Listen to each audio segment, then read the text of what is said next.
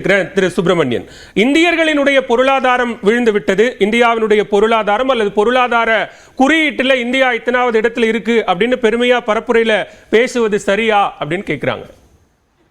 அதற்கு முன்னாடி 2004 யூபிஏ 1வது பகுதி அவங்க ஆட்சி அமைக்கும் போது அன்னைக்கு நீங்க பாத்துக்கணும், நாளைக்கு ஷேர் மார்க்கெட்ல இன்வெஸ்ட் பண்ணிருந்தோம் நானே நண்பர்கள் எல்லாரும். அப்ப வந்து பிளாக் மண்டேன்னு சொன்னாங்க. அதாவது அப்ப 6000 பாயிண்ட் கிட்டதான் இருந்தது சென்செக்ஸ். 10% 15% ஒரே நாள்ல விழுந்தது. அதாவது வரலாறு காணாத சென்செக்ஸ் ரேட்டிங்மே ஃப்ரீஸ் பண்ண மாட்டாங்க, க்ளோஸ் பண்ண மாட்டாங்க. எனக்கு தெரிஞ்சு அன்னைக்குதான் உலக வரலாற்றிலேயே இந்திய சென்செக்ஸை க்ளோஸ் பண்ணி திறந்தாங்க. க்ளோஸ் பண்ணி என்னாச்சுன்னா திருப்பி வந்து டொம்னு கீழே விழுந்தது, 500 பாயிண்ட்க்கு மேல கீழே விழுந்தது. அப்ப என்ன ஆச்சு அப்படின்னா, அப்ப பதவி ஏற்க போகிறவர்கள் அப்ப வந்து பாத்தீங்கன்னா அவங்க வந்து யூபிஏ வந்து மைனாரிட்டி கவர்மெண்ட் தான் இருந்தாங்க. அப்புறமா அனைத்து கட்சிகளும் சேர்த்து ஆட்சி அமைத்தார்கள். ஆட்சி அந்த அமைக்கும் போது கூட யார் பிரதம மந்திரியாக வர வேண்டும் அப்படின்ற ஒரு முடிவு வந்து அவங்கள்ட்ட எட்டப்படல. முதல்ல சோனியா காந்தி அம்மையார் வருவான்னு சொன்னாங்க. அப்புறம் அதுல சில சர்ச்சைகள் இருந்தது. அதுக்கப்புறமா மன்மோகன் சிங் வந்து ஒரு மித்தமாக கருத்து கொண்டு அவர் வந்தார். அவரு சோ அதுல பாத்தீங்கன்னா ஸ்டாக் எக்ஸ்சேஞ்ச் வந்து கண்ணாபிரான் ஸ்டாக் எக்ஸ்சேஞ்ச் மட்டும் இல்ல, கமாடிட்டி எக்ஸ்சேஞ்ச் 2004 இன்னைக்கு கூட நீங்க போய் பார்க்கலாம். சோ அது மாதிரி இருக்கும்போது மக்களுக்கு இப்ப என்ன ஆச்சு அப்படின்னா, ஒரு 500 பாயிண்ட் 300 பாயிண்ட் சென்செக்ஸ் கீழே விழும்போது சரி ப்ராஃபிட் புக்கிங் நடக்கும் சென்செக்ஸ்ல, ரைட்டுங்களா? அவங்க ப்ராஃபிட் புக் பண்ணிட்டு அடுத்து வர போற ஆட்சி என்ன இதுல பாலிசி டிசிஷன்ல இருக்க போறாங்களோ அதற்கு ஏற்ற மாதிரி அவங்க இன்வெஸ்ட்மெண்ட்டை பார்ப்பாங்க. சோ இது என்ன ஆச்சுன்னா ஒரு நெரேட்டிவ் செட் பண்ண ஆரம்பிச்சிட்டாங்க. அதாவது என்டிஏ வந்து திருப்பி 3.0 வராது அப்படின்னு சொல்லும் போதுதான் வந்து அதை வந்து நிலைநிறுத்த வேண்டும். திருப்பி இல்ல, பங்குச்சந்தை வந்து கண்டிப்பாக உயரும். அதுதான் திரு சுமந்த் என்ன சொல்றாருன்னா, இது பங்குச்சந்தை அப்படிங்கிறதோ அல்லது முதலீடுங்கிற விஷயங்களோ ரொம்ப குறைவான சதவீதம் மட்டுமே இருக்கக்கூடிய ஒரு இண்டிகேஷன். அது ரொம்ப ஓவராலா அதை பொருத்தி பார்க்க தேவையில்லை அப்படிங்கிறாரு. முற்றிலும் மாறுபடுறாங்க, மன்னிக்கணும். ஏன்னா அந்த பங்கு சந்தையில இருக்கிற நிறுவனங்கள்ல வந்து டைரக்டா நமக்கு பணம் வராம இருக்கலாமே தவிர, அந்த நிறுவனங்களை வேலை பார்க்கறவங்க சம்பளம் அவங்க தானங்க கொடுக்குறாங்க. டாட்டாவாக இருக்கட்டும், ரிலையன்ஸா இருக்கட்டும், ஓஎன்ஜிசியா இருக்கட்டும், எந்த கம்பெனி சார்ந்தாலும் அங்க வேலை பார்த்து அந்த கம்பெனி ஈட்டுக்கிற லாபத்துல தானங்க சம்பளம் நமக்கு கொடுக்குறாங்க. அதனால வந்து எல்லாருமே சென்செக்ஸ்ல வந்து டைரக்டா பார்ட்டிசிபேட் பண்ணணும்னு அவசியம் கிடையாது. இன்டைரக்டா இப்ப நான் வேலை பார்க்கிற கம்பெனியோட ஒரு ஷேர் உயருது அப்படின்னா வெளிநாட்டுல இருந்தோ இல்ல உள்நாட்டுல இருந்தோ மக்கள் முதலீடு பண்றதுனாலதான் அவர்களால் ஃபியூச்சர் கேபெக்ஸ் ஃபியூச்சர் ப்ராஜெக்ட்ஸ் போட முடிகிறது. அதை நம்பி போட முடியறதுனால தான் நான் வேலை பார்க்கறேன், நீங்க வேலை பார்க்கறீங்க அப்படின்னா நமக்கு அடுத்து வருகின்ற 2 வருடங்களையோ 3 வருடங்களோ சம்பளம் உத்தரவாதமாக கிடைக்கும். நம்ம நேரடியாக மார்க்கெட்ல இருக்கணும்னு அவசியம் கிடையாது, சரிங்களா?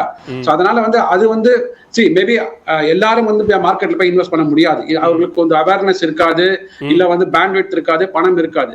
பட் அந்த கம்பெனிகளுக்கு வருகின்ற முதலீடு சென்செக்ஸ் மூலமாக வருகிறது. அவங்களோட வாழ்வாதாரம், அவங்களோட எம்ப்ளாய்மெண்ட் ஆப்பர்ச்சுனிட்டிஸ் இது மூலமாக தான் கிரியேட் பண்ணப்படுகிறது. அதுலதான் பார்க்கணும் நம்ம. அவர் என்ன சொல்றாருன்னா, இது வெளிநாடுகளில இருந்து ஒரு நெரேட்டிவ் செட் பண்ண ஆரம்பிக்கிறாங்க. அது வந்து தவறான நெரேட்டிவ். சோ அதனால வந்து இப்போ நீங்க வந்து ஷார்ட் டர்ம் கெயின்ஸ்க்காக வந்து பங்கு சந்தையை விட்டு வெளியில வந்துடாதீங்க. சோ மக்கள் இத மாதிரி ஒரு பிரச்சாரத்துல இருக்கிறதுனால இப்ப என்ன பண்ணுவாங்கன்னா, ஷார்ட் டர்ம் கெயின்ஸ்க்காக பணம் சொல்லிட்டு இந்தியா பொருளாதார ரீதியாக வளர்ந்திருக்கிறது அல்லது பங்கு சந்தைகள் மூலமாக இந்தியாவினுடைய பங்களிப்பு சர்வதேச அளவில் சரியானதாக இருக்கிறது அப்படின்னு வெளிநாடுகள் நரேட்டிவ் செட் பண்ணும்போது அதை ஏத்துக்கிறோம் இல்லையா?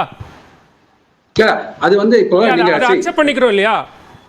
நீங்க அக்செப்ட் பண்ணிக்கலாம், சொல்லுங்க. நான் சொல்றேன் $1.77 trillion எக்கானமியாக இருந்தது 2014 இவங்க பதவி ஏற்கும் போது.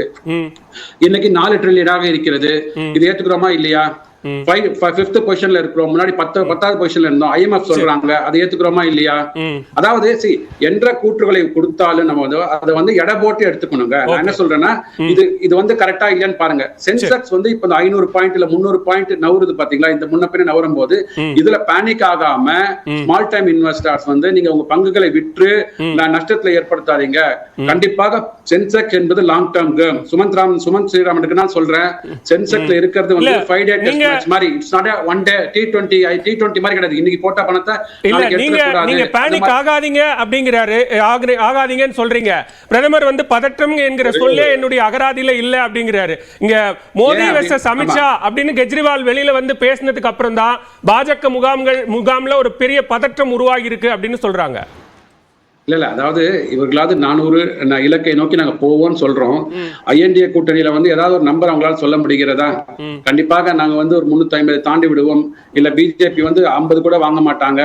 அமித்ஷா அவர்கள் சொல்றாரு ராகுல் காந்தியோட வயதை கூட அந்த எண்ணிக்கை கூட அவர் வந்து கான்ஸ்டிடியூன்சி வின் பண்ண மாட்டாங்கன்னு சொல்றாங்க. அதான் இப்ப அந்த 400ல இருந்து எப்படி படிப்படியா இறங்கி வந்திருக்கு அப்படிங்கறதையும் பேசணும்ல. 400ங்கிறது முதல் முழக்கம், அதுல இருந்து குறைஞ்சது, இப்ப 270 மெஜாரிட்டி கிடைச்சிருச்சு, இனிமேல் கிடைக்கிறது எல்லாம் போனஸ் அப்படிங்கிற நிலைக்கு வந்திருக்குல. இல்ல மெஜாரிட்டி எதுல கிடைச்சிருக்குன்னு சொல்லிருக்காங்க. 543ல மெஜாரிட்டி இல்லங்க, 380லயே 270 கிடைச்சிருச்சு மெஜாரிட்டி.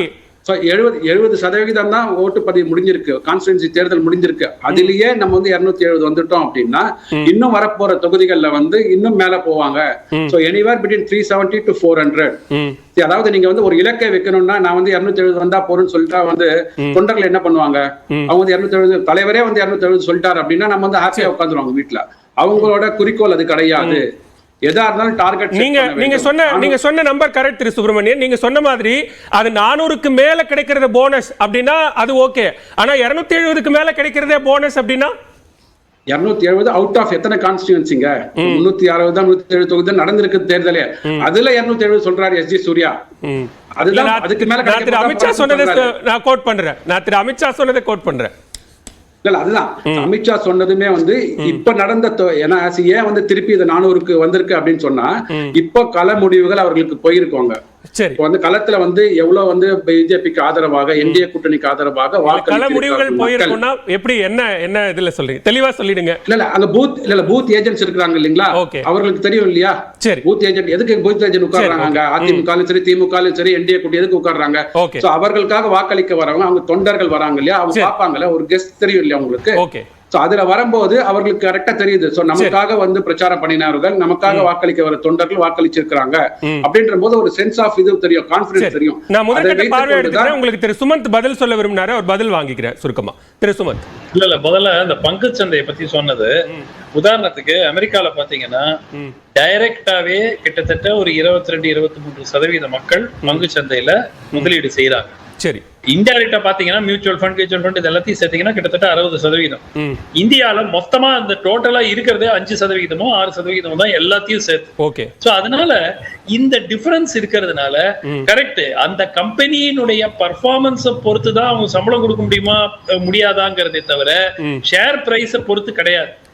நம்ம சென்செக்ஸ் அதிகமா இருக்கு, அதனால எக்கானமி சூப்பரா பண்ணிட்டு இருக்கோம், சென்செக்ஸ் விழுந்து போச்சு, எக்கானமி மோசமா போச்சு என்று கூறுவது வந்து சரியான it is one indicator, it is not the most important indicator. சரி, நன்றி நன்றி.